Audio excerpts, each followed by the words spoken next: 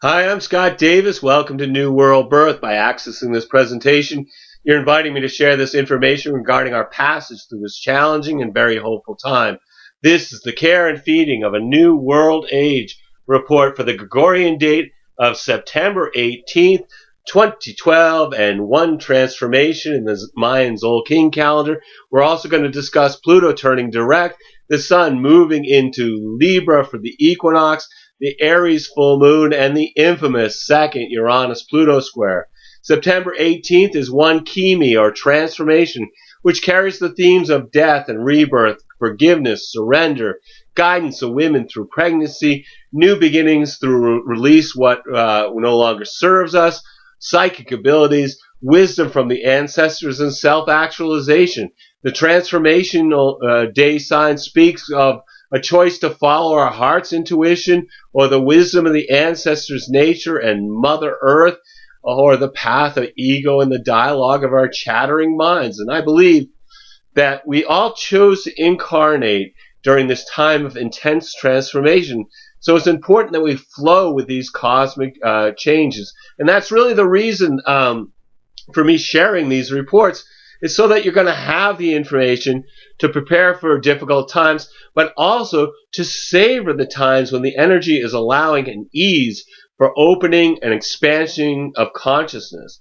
You know, like a reading will dial that in for you on a much deeper personal level, but these reports have good overall information for navigating these uncertain times. And there may be growing pains associated with transformation, but I believe that it's resistance to these evolutionary shifts that creates suffering.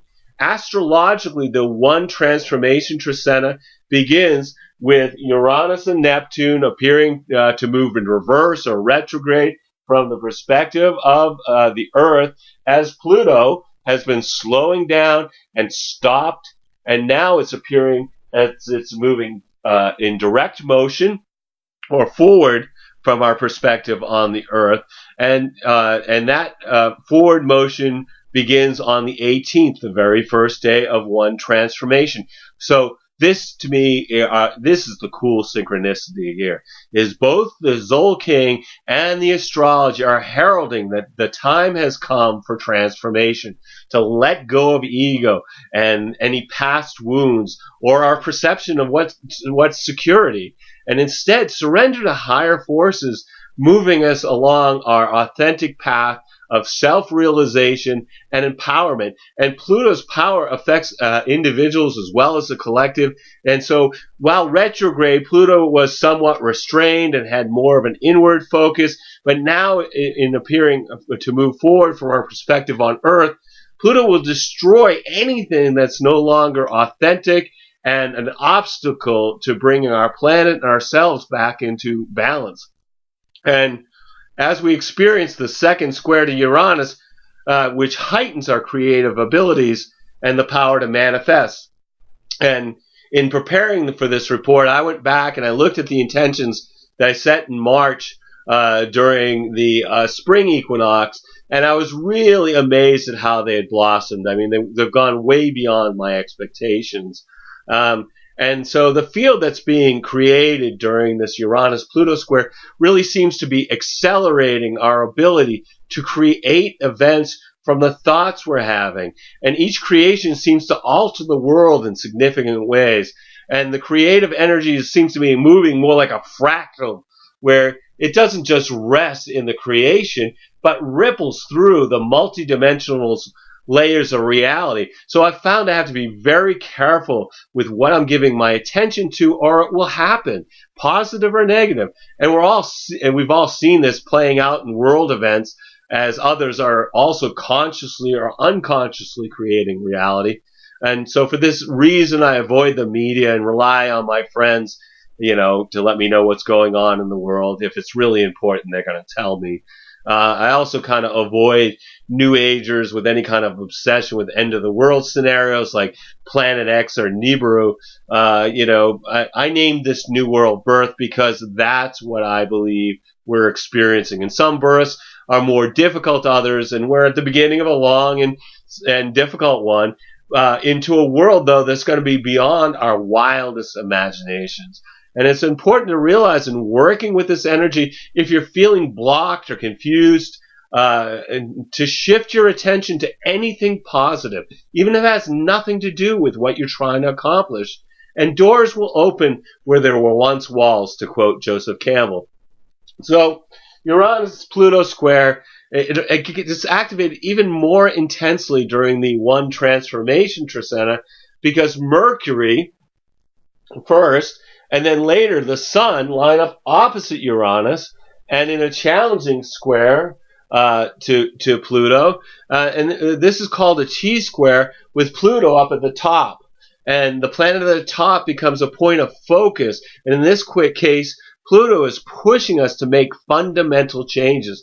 And when Mercury is out in front of the Sun like it is now, it makes me think of Mercury is out scouting ahead and reporting back to the Sun. So in this case, there could be some very important information on the 20th, when Mercury's opposite Uranus, that we will need to be applied during the intense full moon, when the Sun is activating the Uranus-Pluto square on the 29th. And so this is going to be an off-the-charts full moon. So really pay attention to what you learn on the 20th. You know, these planets are active for a few days. Transits are active for a few days before and after the date. They're exact. So a few days before the 20th and after the 20th, a few days before the 29th and after the 29th. Just be really dialed into this energy. And I realize that some of us are being very personally affected by the transit so far. So, especially if these transits are aligning with planets in your birth chart. And these can bring about, many difficult life transitions like breakups or divorce, job loss, health issues, unexpected fundamental changes of all types over the next 3 years. But I think that, for those of us who are being affected by it, it's like we're in the eye of the storm and we're really aware of the power that's being unleashed. And to me, it's the people who are not aware of these transits that are the most vulnerable to the devastating consequences of being in denial.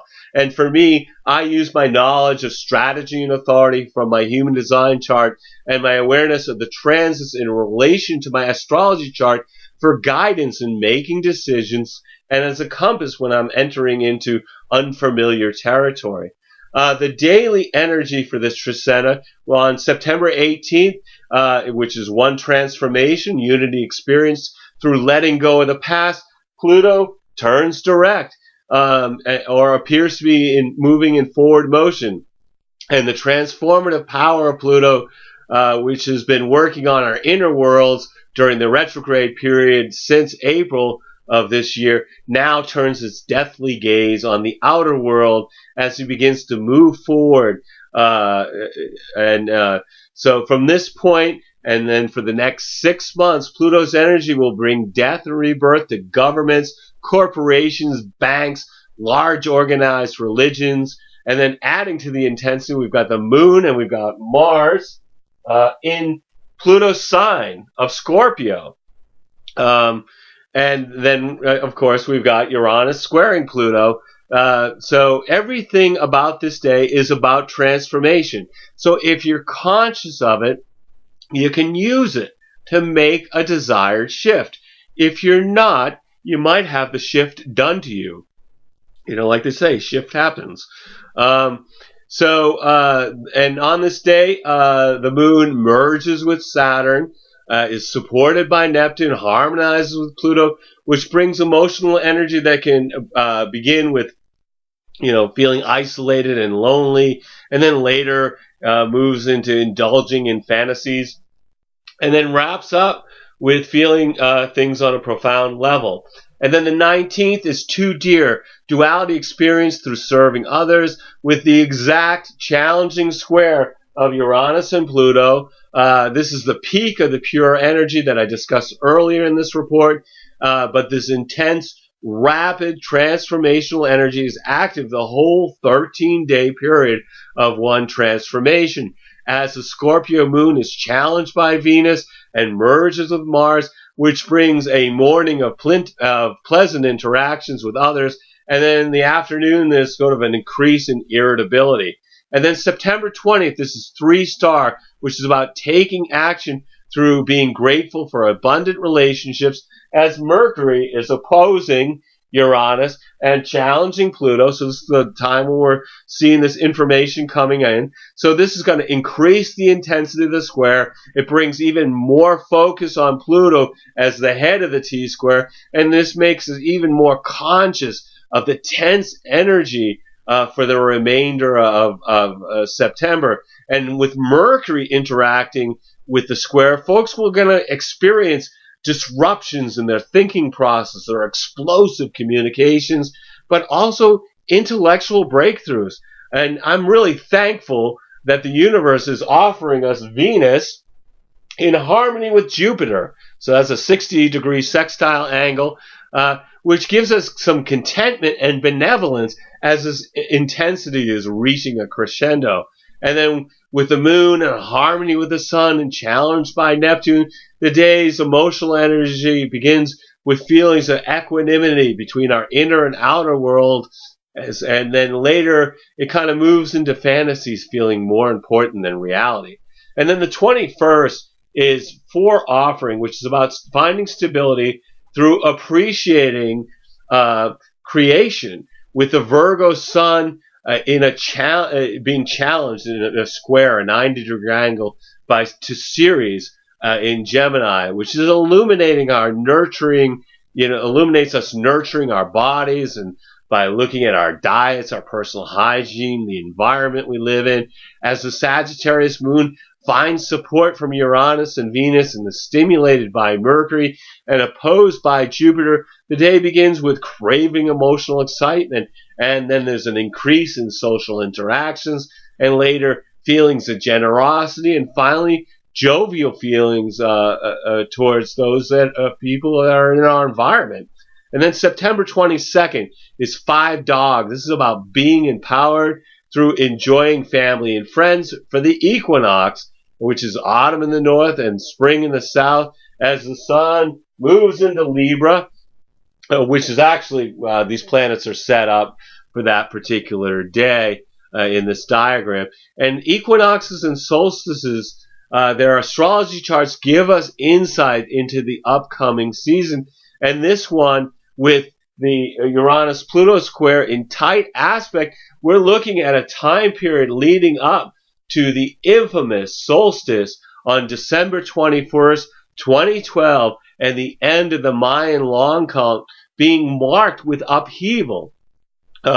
North of the equator, this is the time to review the intentions that we planted during the spring equinox. And in the south of the equator, this is the time to plant new intentions for your upcoming year.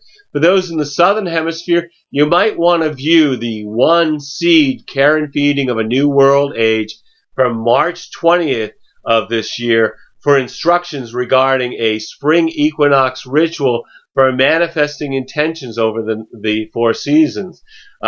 We also have the first quarter moon harmonizing with Saturn and Neptune, and it is challenged by the sun.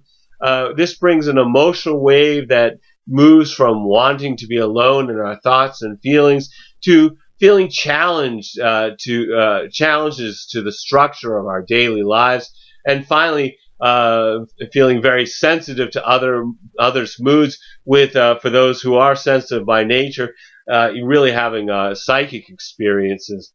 The 23rd is 6 Monkey, being in the flow through creating something new, with the Capricorn moon being challenged by Uranus and Mercury and merging with Pluto. The emotional energy begins with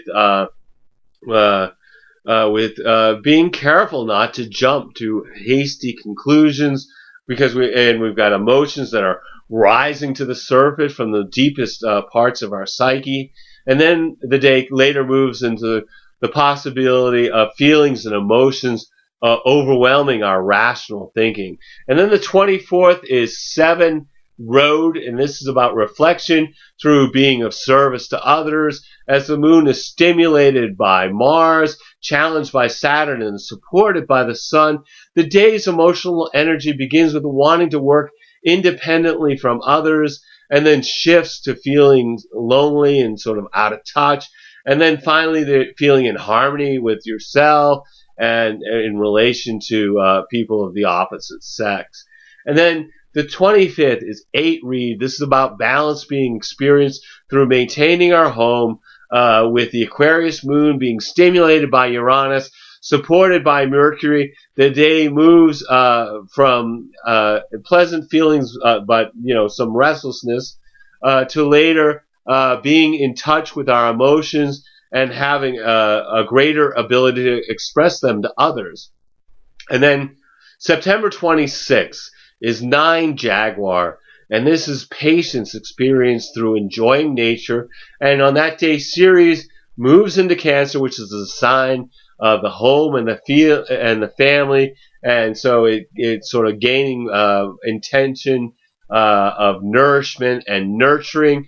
And on that day, Mercury receives support from Jupiter, so that's it's what we call, it's a 120-degree angle. We call it a trine, but it's a very supportive thing.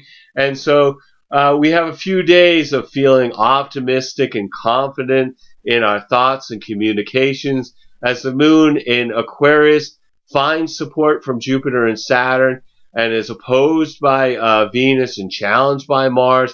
The morning begins with a sense of well-being, and then by midday there's a desire to overindulge and enter into needless disputes, and then finally it yields a more realistic view of life. And then on the 27th, we have 10 Eagle. This is about manifestation through seeing from a higher perspective, as we have Venus in Leo, and it's in a challenging square, challenging 90-degree angle to Mars in Scorpio. So this will yield a few days of drama, as the queen feels like she's being attacked, and so she retaliates, as in, hell hath no fury like a woman scorned. And we also on that day have the Pisces moon merging with Neptune and harmonizing with Pluto, which brings an increase in empathy and later arouses deep feelings and emotions. The 28th is 11 Wisdom. This is a resolution through reflection, meditation, and forgiveness, with the moon in Pisces being challenged by Jupiter and supported by Mars. The day's emotional energy shifts from benevolent feelings to later having the ability to assert ourselves in a positive manner. And then on the 29th, we got 12 Earth. This is understanding through gratitude for Mother Earth, as the Sun is opposing Uranus and challenged by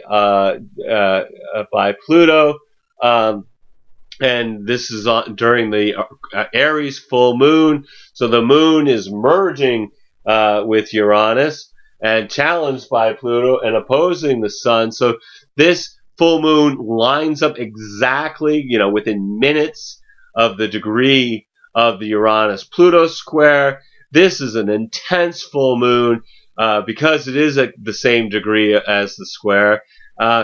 So this can bring sudden death to the ego, exposure of people's shadows, but also liberation, freedom, and a sense of completion of past events and circumstances. This full moon is about surrendering what no longer serves us, which may just be completely ripped out of our hands if we're trying to hold on to something past its point of usefulness. And then September 30th is 13 Flint. This is movement to the next stage through being introspective, as the moon in Aries harmonizes with Jupiter and brings congenial interactions and overall positive feelings. So, you know what? No matter how these energies are affecting you during this One Transformation Tzolkin, take some time out to be in the flow of the planet by being in nature, watching a sunrise or sunset, communing with the stars, being conscious of the moment through introspection, meditation, or just really being with someone you love, being fully present. Every single day we have is a blessing. No matter what the dramas are that are trying to distract us, we're all here giving the performance of our lifetime on the world stage. So take some time out to observe the play as well as act your part, because remember, you are a spiritual being having a human experience. As always, thank you for checking out New World Birth. The next segment of Care and Feeding of a New World Age will be on October 1st for one storm, and we'll discuss Jupiter is going to be turning retrograde, and we're going to be also having Mercury and Saturn going to be moving into Scorpio. Mars will be moving into Sagittarius. You can always check us out on Facebook, where I actually publish the text of these videos. Or the videos are always available on YouTube, and all the past videos are available on YouTube. And I'm always grateful that they're up on the Mind Magic's website. And I invite you to email me at newworldbirth@yahoo.com if you have any questions or you wish to schedule a reading. I am providing readings, and I really wish to make this service available to the greatest amount of folks. So I've created 3 options with 3 levels of compensation, and these readings are really designed to provide you the information to help you with the stuff I'm talking about here, and to get through these difficult times. So at the basic level, we're going to look at your human design chart so you understand how to use your individual strategy and authority in making decisions based on your unique design. At the next level, I'm including 3 months of astrological transits as they relate to your natal and progressed astrology chart, along with the human design reading. And then at the top level, the human design and astrology transit readings will be recorded and sent to you as an MP3, which can be downloaded to your computer. So if you're thinking about getting a reading, please contact me, because I would really love to provide you a reading during these uncertain times. You're going to need to be able to either call me in Maine in the USA or connect over Skype to receive your reading. And as always, I am deeply, deeply blessed that you've taken the time out to connect with my passion for these ancient mysteries and their application in our journey in this incarnation.